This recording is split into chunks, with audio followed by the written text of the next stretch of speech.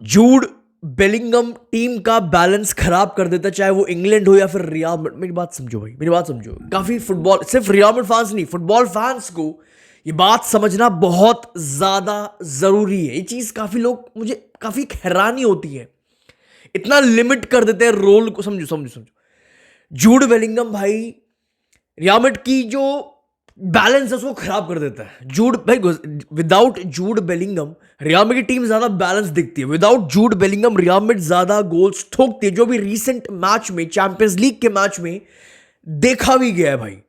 With Arda Guler and with Arda Guler as our attacking midfielder, with Mbappe as a striker, भाई ये best duo है। Real Madrid ज्यादा goals मारती है भाई, विच इज कहीं ना कहीं true.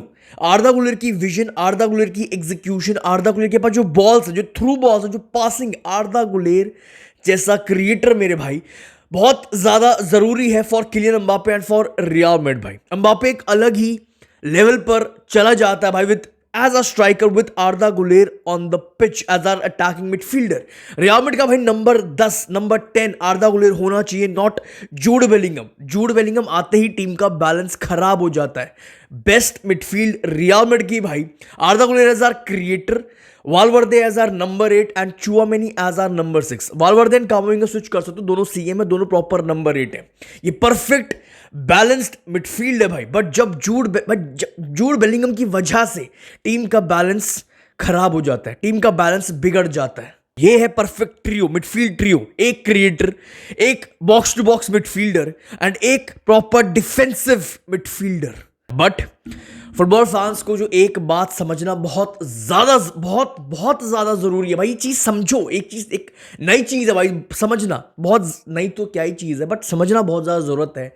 Jude Bellingham is not a creator, he can't create. एक बहुत सारा एक चलता रहता है भाई, वो क्रिएट नहीं कर सकता लाइक अटैकिंग मिडफील्डर, वो मिडफील्डर ही नहीं, मतलब समझो समझो भाई। क्रिएटर सिर्फ वो नहीं होता है जो सिर्फ थ्रू बॉल्स डाल सके। क्रिएटर सिर्फ इसको नहीं बोलते जो सिर्फ थ्रू पास डाल सके, थ्रू बॉल्स डाल सके। क्रिएटर का रोल इतना लिमिट मत करो मेरे भाई। जूड, लुक हियर, जूड भाई जब किलियन एम्बापे या फिर विनीसियस जूनियर रन मारते, जब वो रन भाई, जूड बेलिंगम आराम से दोनों के रन्स को पकड़ सकता है, ढूंढ सकता है अपनी विजन से, अपनी पासिंग से। मेरे भाई जूड बेलिंगम से बेटर घोस्ट टच किसी के पास नहीं है। घोस्ट टच क्या होता है समझ लो, टच एंड रिलीज समझ लो। जब एक मिडफील्डर बॉल को रिसीव करता है between lines, between the defenders, between the lines, वो कम से कम टचेज में बॉल को रिलीज पाप एक प्ले कर देता है अपने फॉरवर्ड के लिए, वो गेम आगे चला देता है कम से कम टच में। लुक हियर, घोस्ट टच मतलब भाई जब आपको बॉल रिसीव करना है between the lines, between the defenders, and आप कम से कम टचेस में बॉल को रिसीव करते हो एंड बॉल को रिलीज कर देते हो for your forwards, for your attack. भाई Jude Bellingham one of the best player है भाई इन द बॉक्स। इसका मतलब भाई, वो इसका मतलब समझ रहे हो, ये बिल्कुल, इसका मतलब ये बिल्कुल भी नहीं है भाई best player in the box है क्योंकि वो बंदा गोल्स ठोक सकता है, टैप एंड ठोक सकता है, राइट टाइम पर राइट पोजीशन पर होता है। नहीं, आई एम टॉकिंग अबाउट भाई his movements in the box. I am talking about भाई जो उसके बाद भाई हिज डिसीजंस, जिस तरह वो डिसीजंस लेता है in the box. I am talking about भाई his calmness in the box. आपको आइडिया भी है कितना पेशेंट होना पड़ेगा भाई आपको to make this pass to Kylian Mbappe. फिर भाई जूड बेलिंगम का hold up play is elite भाई, इज वर्ल्ड क्लास भाई। होल्ड अप प्ले करता है, स्पेस क्रिएट करता है, कम से कम टच में बॉल को रिलीज करता है, परफेक्ट पास रिलीज करता है for Mbappe, for Vinicius junior. I think भाई ज़ाबी अलोंसो एंड किलियन एम्बापे को स्पेस देनी पड़, एंड ये बात ज़ाबी अलोंसो को बहुत अच्छे से पता भी है। ज़ाबी अलोंसो एंड किलियन एम्बापे को स्पेस देनी पड़ेगी जूड बेलिंगम को भाई। एम्बापे नीड्स टू अलाउ भाई Jude Bellingham to enjoy the attack भाई, टू एंजॉय द अटैक्स भाई। जूड बेलिंगम बहुत बड़ा की फैक्टर बनेगा भाई, है, था और रहेगा, बनेगा भाई for Real Madrid this season भी भाई। आर्दा गुलेर की क्रॉसिंग एंड जूड बेलिंगम के रन्स, आर्दा गुलेर की क्रॉसिंग भाई, वो विजन, वो एग्जीक्यूशन, जूड बेलिंगम की हेडिंग, वो फिजिकलिटी, वो हाइट बॉक्स के अंदर, वो मूवमेंट, वो डिसीजन मेकिंग, वो कामनेस, अनबिलीवेबल सीन्स होंगे मेरे भाई। Vinicius, Mbappe, Arda Guler, Jude Bellingham, इन चारों को एक साथ खिलाना पड़ेगा। ये नहीं भाई कि आर्दा गुलेर को बेंच कर दो, ये क्वेश्चन नहीं होना चाहिए, समझो। और इसी की वजह से ज़ाबी अलोंसो को बहुत ज़्यादा दिक्कत कहीं ना कहीं हो रही है। उसको भी एक परफेक्ट 11 नहीं बनी है उसकी। जब कोई बड़ी टीम आ रही, लिवरपूल आ रही है, उसकी परफेक्ट 11 नहीं है अभी, उसको अभी टाइम लगेगा काफ़ी। रियल मैड्रिड फैंस को ये बात समझने की जरूरत है मेरे भाई। नए प्लेयर्स है, नई टैक्टिक्स है, नया गेम प्लान, नई अप्रोच है। प्लेयर्स को समझने में टाइम लगेगा। ज़ाबी अलोंसो क्या करवाना चाहता है, ज़ाबी अलोंसो को टाइम लगेगा। मेरे को प्लेयर्स को कैसे काम उनसे वो रोल करवाना है, समझो। सबसे इंपॉर्टेंट ये नया प्रोजेक्ट है, टाइम लगेगा। क्वेश्चन ये नहीं होना चाहिए कि जूड बेलिंगम को बेंच कर दो, या फिर आर्दा को, या फिर विनीशियस को, या फिर एम्बाप्पे को। क्वेश्चन ये होना चाहिए इन चारों प्लेयर्स को, इन चार चीट कोड, ये चार जो एक्सेप्शनल फुटबॉलर्स हैं, इन चार को एक साथ टीम में कैसे घुसाना और कैसे बैलेंस लाना टीम में। आर्दा गुलर की पासिंग, एम्बाप्पे की फिनिशिंग, विनीशियस की फ्लेयर एंड जूड बेलिंगम जैसा ऑलराउंडर जो ऊपर चढ़ के भाई एक दो काम नहीं करता भाई, बहुत कुछ ऑफर करता है। लुक एट दिस भाई, ऊपर चढ़ के बॉल विन करता है, make he tries to make a play भाई।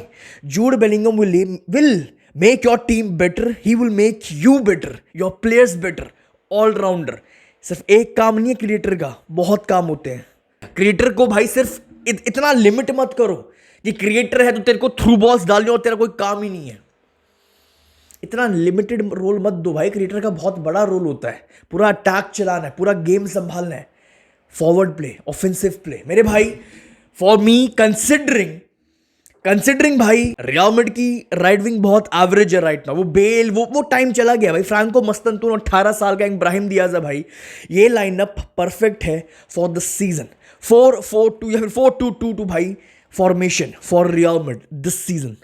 विनीशियस एंड एम्बाप्पे का डुओ, उनकी स्पीड, विनीशियस एम्बाप्पे जैसे चीट कोड्स, एंड साथ में भाई जूड बेलिंगम एंड आर्दा गुलेर जैसे क्रिएटर्स भाई। उनके पीछे कौन भाई, चुआमेनी एंड वाल्वर्दे जैसे फिजिकल प्लेयर्स जो प्रॉपर वर्क रेट देने वाले भाई, ऐसे प्लेयर्स।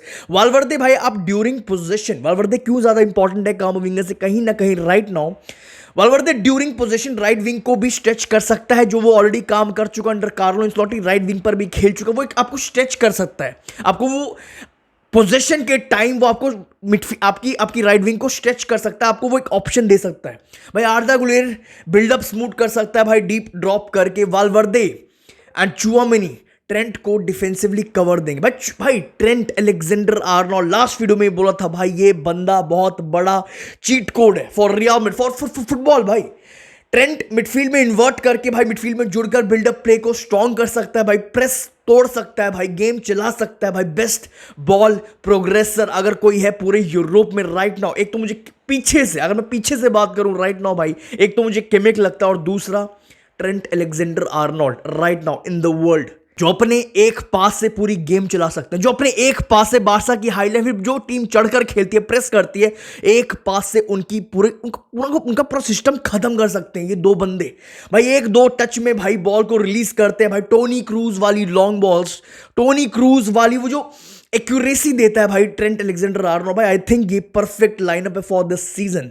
वाल्वर्दे एंड कामाविंगा को भाई स्विच करते रहो भाई अकॉर्डिंग टू ऑपोजिशन, रेस्ट देना है। जैसे ही भाई गोंजालो गार्सिया को यूज करो बेंच से एज अ फोकल पॉइंट, जैसे जोसेलू को यूज किया था भाई 23rd-24th वाले सीजन में जब यूसीएल ला लीगा सब उखाड़ा था। रॉड्रिगो को यूज करो एज अ सुपर सब भाई इन चैंपियंस लीग भाई, रोटेट करो with Vinicius Junior in La Liga भाई, एंड साथ ही साथ Franco Mastantuono and Raul Asensio को डेवलप करो फॉर आवर फ्यूचर। इसको बोलते हैं प्रोजेक्ट। आई होप भाई आप काफी लोगों को समझ आया होगा, क्रिएटर का रोल सिर्फ थ्रू बॉल्स नहीं होता, बहुत वाइड टर्म है, बहुत वाइड भाई। ठीक है, नेक्स्ट टॉपिक पे आते हैं भाई। नेक्स्ट टॉपिक है भाई कोनाटे भाई। एक चीज जो रियल मैड्रिड ने कंफर्म हो चुका है, रियल मैड्रिड ने खुद अपने हाथों से कंफर्म कर दिया भाई कोनाटे को एंड लिवरपूल को भाई, you are not our future. And इसके पीछे भाई इनफैक्ट दो बहुत बड़े रीजन है, इनफैक्ट तीन चार रीजन है भाई। अगर मैं दो रीजन की बात करूं भाई, सबसे इंपॉर्टेंट जो एक अर्जेंसी दिख रही थी भाई रियल मैड्रिड के अंदर भाई, रूडिगर जा रहा है, अलाबा जा रहा है, मिलिटाओ एक इंजरी प्रोन है। सबसे इंपॉर्टेंट मिलिटाओ ने जिस हिसाब की रिकवरी करी आफ्टर दो ACL, कहीं ना कहीं वो अपने प्राइम में दिख रहा है, जिस तरह वो फुटबॉल खेल रहा है, बहुत ही इंपॉर्टेंट, मेरे ख्याल से मोस्ट इंपॉर्टेंट अगर कोई सेंटर बैक है वो मिलिटाओ है राइट नाउ भाई। एंड सेकेंड चीज, जिस तरह राउल एसेंसियो ने कमबैक किया आफ्टर क्लब वर्ल्ड कप भाई, राउल एसेंसियो बहुत सॉलिड दिख रहा है। इनफैक्ट राइट नाउ डीन हाउसन से ज्यादा कंप्लीट, ज्यादा बेटर एक सेंटर बैक दिख रहा है।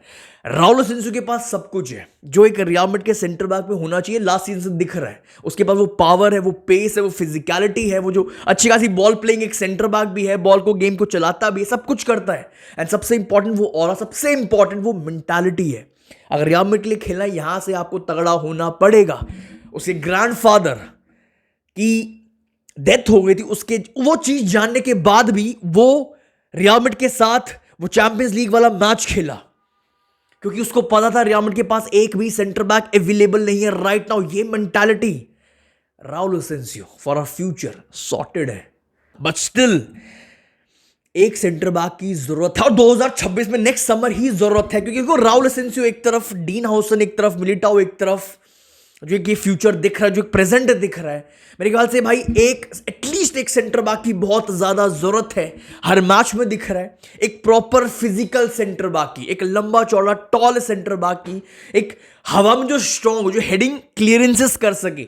रियल मैड्रिड को आप के अगेंस्ट में एक क्रॉस डालो, एक गोल निकालो, भाई इस समय ये दिख रहा है रियल मैड्रिड को बहुत ज्यादा जरूरत। अलावा और रूडिगर जाते हुए दिख रहे हैं भाई, तो मेरे ख्याल से एक सेंटर बैक की बहुत ज्यादा जरूरत है जो फिजिकल हो, जो फिजिकल फैक्टर लेके आए बैक लाइन में। अब ये जो फिजिकल फैक्टर वाला काम, जो हवा में जो तगड़ा होना चाहिए, एरियल प्रेजेंस हो, हेडिंग क्लियरेंसेस दे सके भाई, क्या ये काम उपामिकानो कर सकता है?